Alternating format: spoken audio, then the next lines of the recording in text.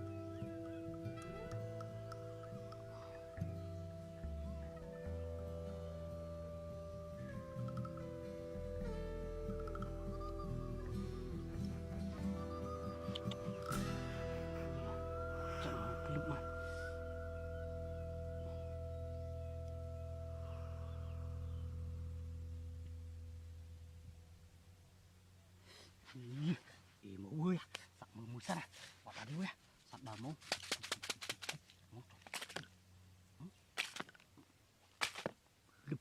Trời ơi, em trời ơi mới được, ui, bật cái lụm hăng ui à, ih, bỏ tòa, ai là ai sân ui à, bật em má ui à, mà cái chụp mà ui à, hai ta chu đang chua bơ ui, sạt em cái chua đây à, này hơi à ui à, bật em na.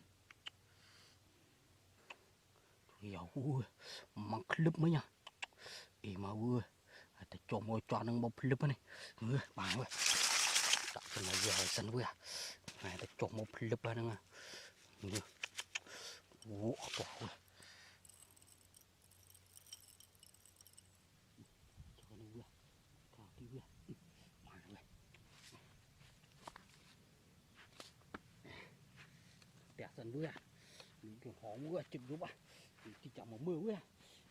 Em tròi giáo ui à, ta chỗ đang chua mà. Chậm ui à. Đại cùng trăng ui à.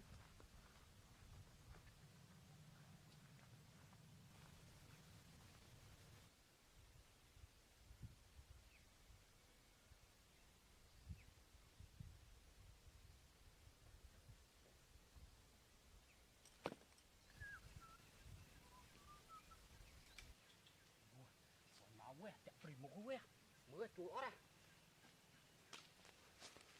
Trời giàu gue, nãy đi gue. Wow, primo gue. Ui, nó chuột đi. Gue, chạy nãy đi gue. Ui, trời giàu mày chuột gue. Trời, cột gue. Ui, cột bạt gue chứ. Ý, trời giàu gue. Ui, chuột liền. Ui, trời giàu gue đi. Ui, primo gue. Ý, trời giàu gue tập kia đi gue. Dạ. Tập bài sân gue đi sộp ở đi gue. Wow, dạ. Ui da, chum, anh bên chum chim chứ mấy à, anh bẹp nổ cuốn vui à, ở to nó dùng chim vui à, nhưng mà rồi trong đây xì cho vui mới được, mà lạp vậy nàn này vui, to vui mà, anh đi bẹp nổ cuốn vui, vật thọt trò dạo vui, xì trên đây bàn tính nhá, có vui đi à, nguyên vui à, đó là, liền tụi mình vui, anh đi dùng chim cuốn vui, trời, ui. Quay tục cái này vui. Ô, trời ơi, phập tàu máu ơi. Wow, này tục nó mà. Ý, chẳng im không với. Chẳng với. Anh vọt im không với. Anh tục trò nào với cái lùi một gì thế à. Cho chẳng nha. Lùi mê nè.